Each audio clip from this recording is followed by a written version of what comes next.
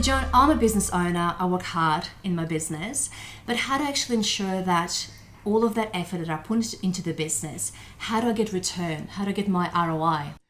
In terms of the business, that will generally generate profits.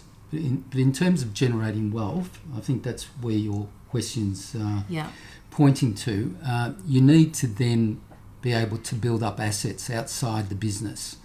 That provides two benefits. One, diversification, but two, it also means that your assets outside the business can be protected. So it's part of an asset protection strategy where you'll separate the valuable assets from the business where there might be some risk. Now, in terms of that you would look at what assets you wish to invest in and how you structure those assets. So generally in a separate entity to the business entity.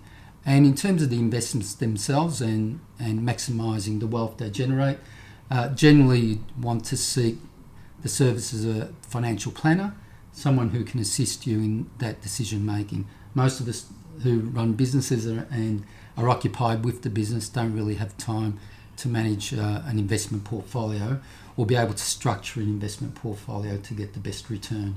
That's right. Yeah. So I need to ensure that what we do with the investments is the right strategy, isn't it? Not just the business, but I also look after my non-business investments.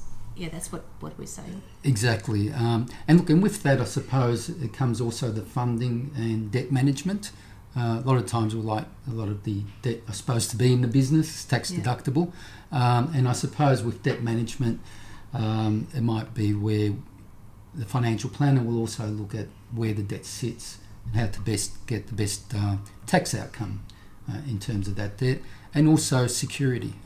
If the debts, if your personal assets are not exposed and they're not encumbered by debt, you're in a much better position than if all of your assets are secured for business borrowings.